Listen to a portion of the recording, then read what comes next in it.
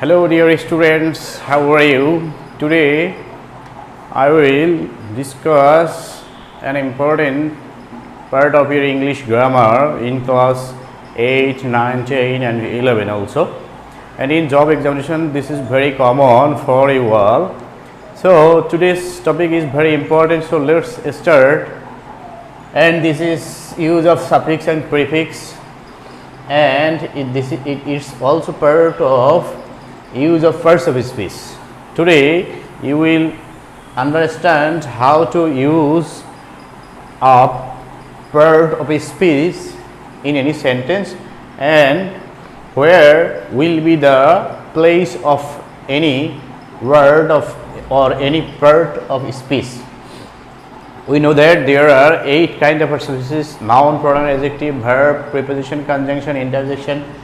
So where will we use these parts of speech? Today I will make it crystal clear to you, and it will be like drinking water, and it means that it will be very easy for you.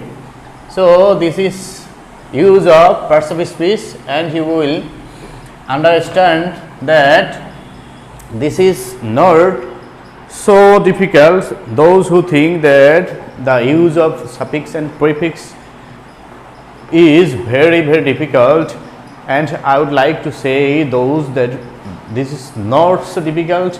If you watch this video and if you join with my class, and you will find that this is very easy, and this is like drinking water with a glass.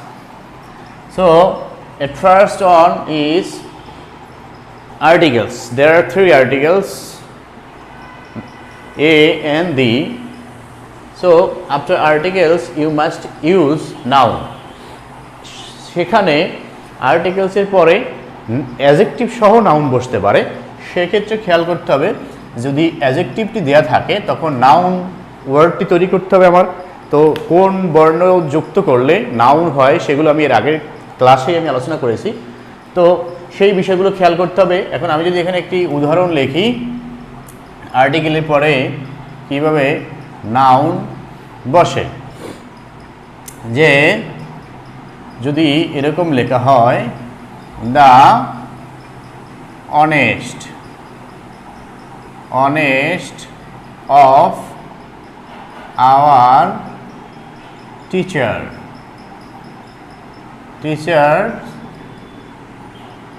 is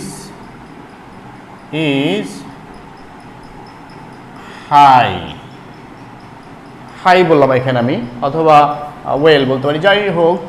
তো এখানে আমি যেটি বোঝাতে চেয়েছি সেটি হচ্ছে যে আর্টিকেলের পরে যদি কোনো ওয়ার্ড বসে সেটি অবশ্যই নাউন বসাতে হবে।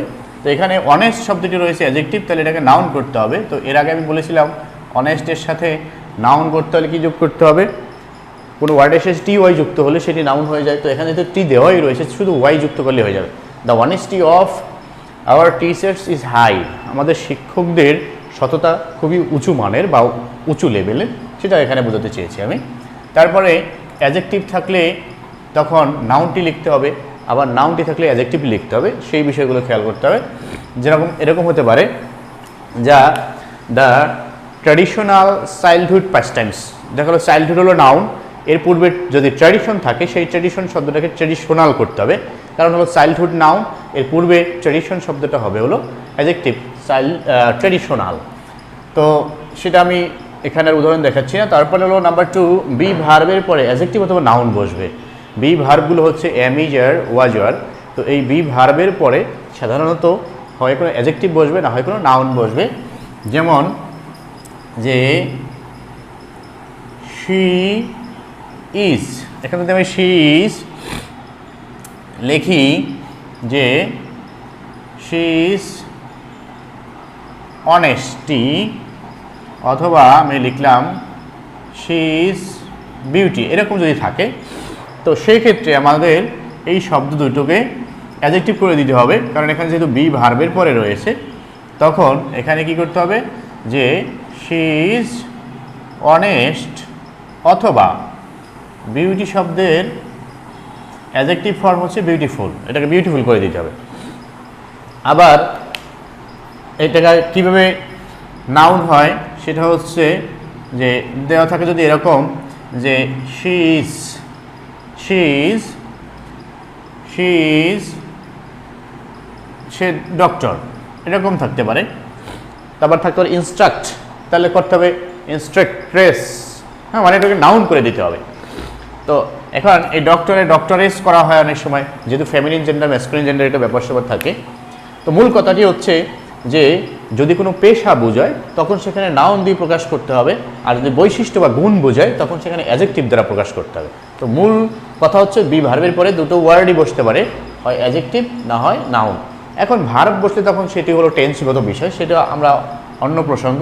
যদি ভার্ব বসে তখন দেখতে হবে যে টেন্সগত যদি হয় তাহলে সেটা অবশ্যই কন্টিনিউয়াস টেন্স হবে, আবার প্যাসিভ ভয়েস হলে সেই ভার্বের পাস্ট পার্টিসিপল হবে, পাস্ট পার্টিসিপল করলেও সেটি অ্যাডজেক্টিভের কাজ করবে। তো এই বিষয়গুলো বুঝতে হবে। আর যদি ভার্বের সাথে আইএনজি যুক্ত করে দেয় শুধু, তখন সেটি জিএনডিএল নাউন হতে পারে। তো নাম্বার 3 হচ্ছে পজিটিভ কেস। পজিটিভ কেসগুলো কী কী আমরা লিখেছি? পজিটিভ কেস হলো সম্বোধন কারক। তো সম্বোধন কারকগুলো হচ্ছে মাই, হিজ, তারপর হার, দেয়ার, আওয়ার, ইয়োর। এই সম্বোধন সূচক যে ওয়ার্ড বা পজিটিভ কেস এরপরে সর্বদা নাউন বসবে। যে যদি এরকম থাকে আই লাইক হিজ, এখানে আমি সহজ কথাটা দিয়ে লিখলাম অনেস্ট, দেখা গেল। এখন এখানে যদি আমি অনেস্ট রেখে দিই তাহলে হবে না, কারণ এই যে পজিটিভ প্রোনাউন রয়েছে এরপর অবশ্যই নাউন করে দিতে হবে। তাহলে এই অনেস্ট শব্দটা যেটাই থাকুক, অথবা এখানে যদি থাকে ফ্রেন্ড, তাহলে ফ্রেন্ডশিপ করতে হবে। মানে কোন শব্দটা আগে প্রথমে শিওর হতে হবে যে এটি কোন পার্সোফেসিস হবে, এটার স্থানটা কোন জায়গায় রয়েছে, সেই স্থান আমি ইন্ডিকেট করে বা স্থান যখন আমি বুঝতে পারবো তারপরে সেটি কোন পার্সোফেসিস হবে সেটি নির্দিষ্ট করার পরে সেই পার্সোফেসিস চেঞ্জ করে দিতে হবে। তখন আমার আবার জানতে হবে যে ওই পার্সোফেসিস আমি কোন বর্ণ যুক্ত করলে হবে, সেগুলো আমার এর আগের ভিডিও থেকে দেখতে পাবে তোমরা। দেন নাম্বার 4 হচ্ছে প্রিপোজিশনের পরে নাউন বসে। তো আবার এখানে আমরা লিখে দিয়েছি যদি ভার্ব বসে তাহলে তার সাথে আইনজি যুক্ত হবে। আইনজি যুক্ত হলো সেটিও জিরান্ডিয়াল নাউন হয়ে যাবে। মোট কথা হচ্ছে যে প্রিপোজিশনের পরে অবশ্যই নাউন বসবে।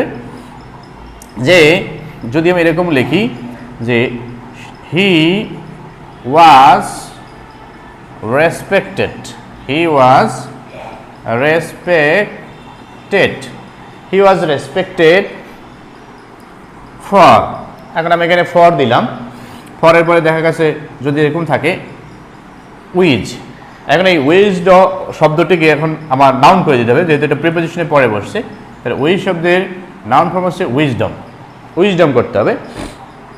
এখন যদি এখান থাকে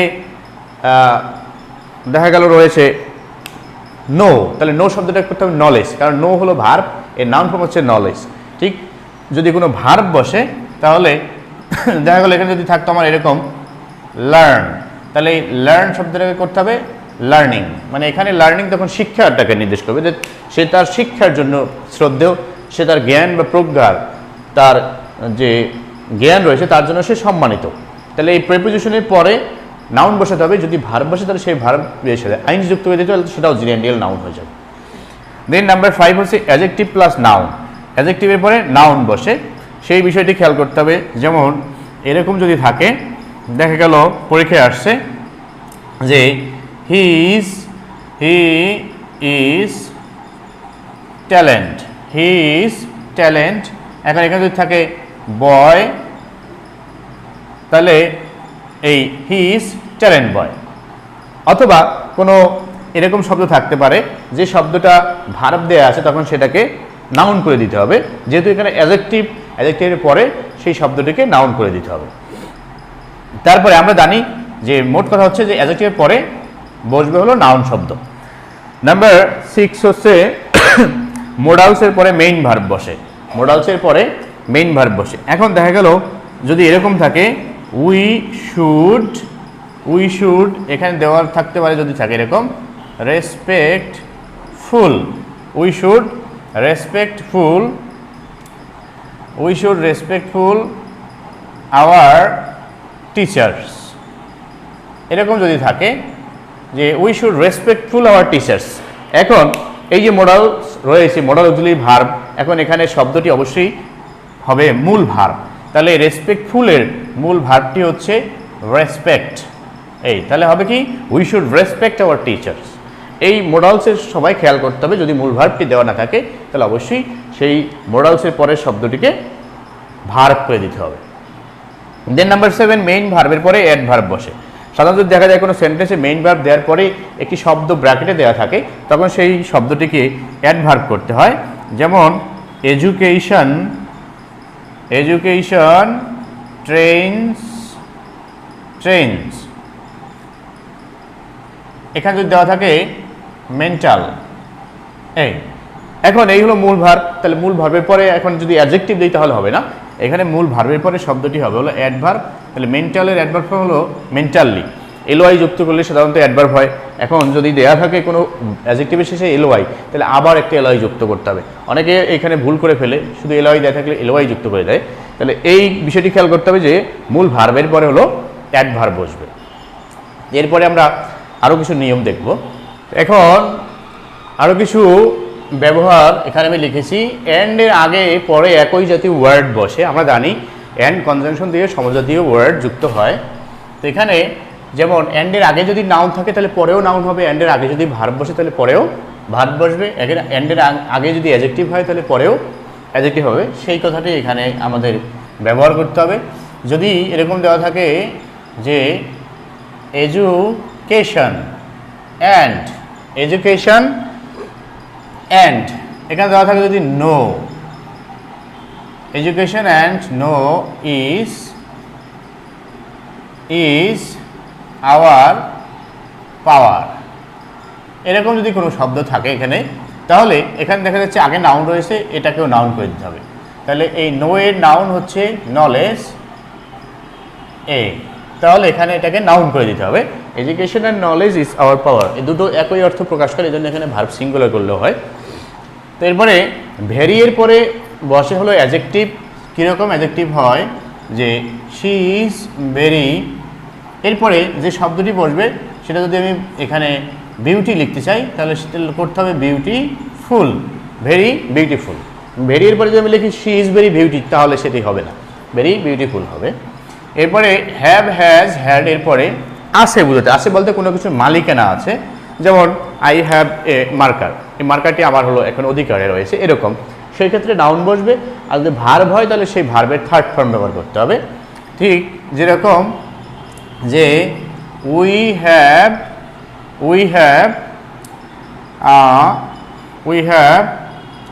আমি এখানে আবার একটি সহজ কথাই লিখি, এডুকেট, উই হ্যাভ এডুকেট, আমাদের শিক্ষা করা আছে নয়, আমাদের শিক্ষা আছে। তাহলে সেই এডুকেটটাকে নাউন করে দিতে হবে, উই হ্যাভ এডুকেশন। আর যদি আমি এখানে ভার্ব বলি যে our head teacher has educated us, হ্যাঁ, এরকম যদি কথা আমরা লিখি, তো সেক্ষেত্রে ভার্ব ব্যবহার করলে যদি এখানে আমি আসে মানে অধিকারের কোনো কিছু না বুঝাই, কাজ করা বুঝাই, সেক্ষেত্রে ভার্বের থার্ড ফর্ম।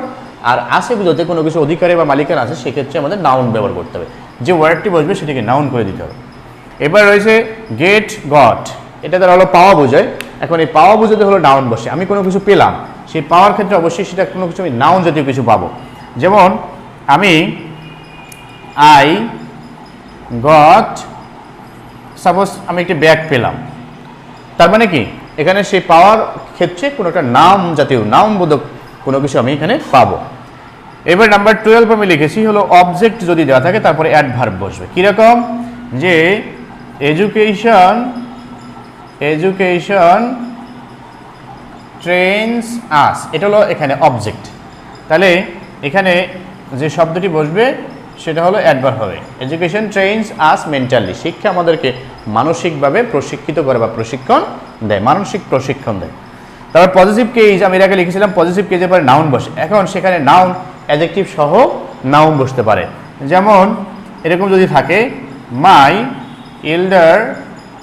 এল্ডার ব্রাদার, মাই এল্ডার ব্রাদার, এই ব্রাদার হলো আমার নাউন, এর পূর্বে এল্ডারটা হলো এখানে অ্যাডজেক্টিভ। তাহলে মাই এল্ডার ব্রাদার এরকমও থাকতে পারে যে শব্দটি এখানে ব্র্যাকেটে যদি দেওয়া থাকে, দেখা গেল আমি পরে এখানে নাউন দেওয়া রয়েছে, তখন এটাকে অ্যাডজেক্টিভ করতে হবে। দেন নাম্বার 14 হচ্ছে দেন যদি থাকে। সাধারণত দেন কোনো সেন্টেন্সে মাঝখানে থাকলে সেটি কম্পারেটিভ ডিগ্রি জাতীয় কিছু নির্দেশ করে। আবার ওই যে নো সুনার হ্যাড এরকম ক্ষেত্রেও থাকতে পারে, সেটি হলো আলাদা কথা। এখন যদি দেন কোথাও দেখা যায় তখন সেখানে অবশ্যই একটা যদি অ্যাডজেক্টিভ ব্র্যাকেটে বসানো হয় তাহলে সেটা কম্পারেটিভ ডিগ্রি লিখতে হবে। দেখা গেল যে এরকম যদি দেওয়া থাকে বাংলাদেশ ইজ, এখানে যদি দেওয়া থাকে সাপোজ নাইসই লিখলাম, দেন ইন্ডিয়া, সাপোজ বাংলাদেশ হলো ইন্ডিয়া এসে বেশি সুন্দর, তাহলে এখানে যেহেতু দেন রয়েছে তাহলে আমার অ্যাডজেক্টিভ যেহেতু বসতেছে তাহলে অবশ্যই এটাকে কম্পারেটিভ ফর্মে লিখতে হবে। তাহলে নাইস শব্দটির কম্পারেটিভ হলো নাইজার। তো এই বিষয়গুলো আমি অবশ্যই যে এখানে দেখিয়েছি সেগুলো আমি বিভিন্নভাবে বোর্ড কোশ্চেন ঘেটে দেখেছি যে এই যদি থিওরিগুলো অ্যাপ্লাই করা হয় তাহলে শিক্ষার্থীদের আর ভুল হওয়ার সম্ভাবনা থাকবে না। তো এগুলো আমি অনেক কষ্ট করে তোমাদের জন্য সংগ্রহ করেছি, অনেক বই ঘেটে, অনেক রাত জেগে। তো আশা করছি এগুলো তোমাদের অবশ্যই অনেক উপকারে আসবে এবং তোমরা এর দ্বারা উপকৃত হবে। এরপরে আমি বোর্ড কোশ্চেন কীভাবে সলভ করে এগুলো আমি যে লিখে দিলাম এগুলো আবার কীভাবে প্রয়োগ করতে হবে সেগুলো দেখাবো নেক্সট ভিডিওতে।